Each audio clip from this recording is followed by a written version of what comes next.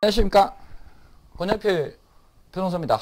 오늘도 여러분들에게 좋은 뉴스를 해설해 드리겠습니다. 현대산업개발 기억나시죠? 광주 화정지구 엄청났죠?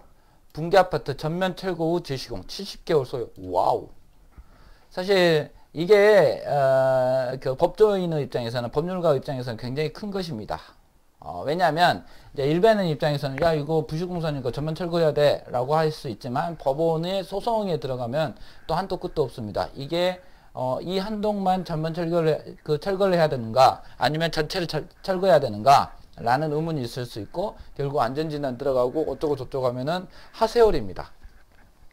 근데 현대산업개발은 결국 전면 철거를 선택하였습니다. 그 전면 철거 비용은 지체보상금 등 3,700억.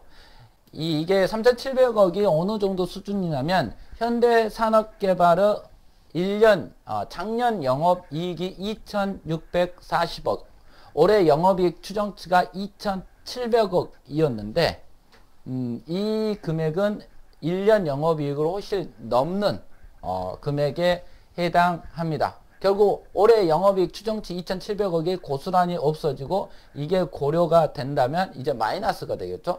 결국 현대산업개발은 이런 마이너스의 영업이익, 1년 이상의 마이너스 영업이익을 감수하고서라도 이 광주 화정지구에 대해서 굉장히 큰 마음의 부담이 있었다라는 것입니다. 이게 거시적인 관점에서는 현대산업개발의 이미지 쇄신에 굉장히 중요합니다. 사업가 입장에서는 사실 한 건이라도 더 영업을 해서 수주를 하는 게 기본인데, 여기에서 현대산업개발이 쫌생이스럽게 법원, 그러니까 안전진단이, 아까 제가 말씀드렸더니 안전진단 절차 진행하고 어쩌고 저쩌고 해가지고 소송을, 그래서 이 사건에서 승소한다 하더라도 이제 다른 건에서는 수주를 못하겠죠.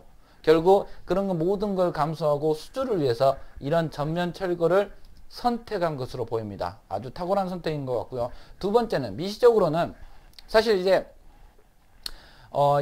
여기 현대산업개발은 광주 화정지구 사건으로 인해서 영업정지를 2개를 받았습니다. 하나는 뭐 부실관리, 하수구법제 부실관리, 그리고 하나는 이제 부실공사, 뭐 이렇게 받은 것으로 기억이 나는데, 이 중 하나가 이제 과징금으로 바뀌었습니다.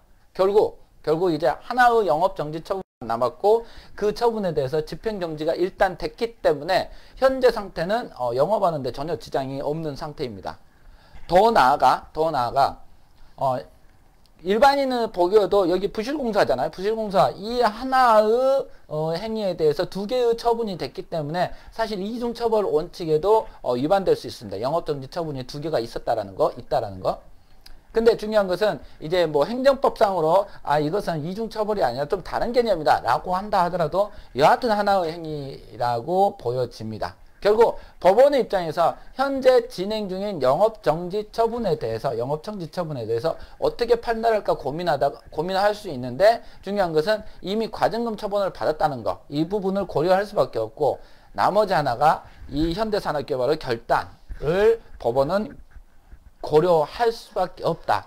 결국 그렇다면 사실 이중처벌이 문제가 된다면 영업정지 처분이 취소가 되겠고, 그렇지 않다고 한다면 상당 부분 깎이겠죠. 8개월에서 뭐 4개월, 뭐 1개월로 깎이겠죠. 그러면 그 시간 동안 영업을 할 수 있다라는 것이기 때문에 현대산업개발로서는 굉장히 큰 유익이 될 수 있습니다.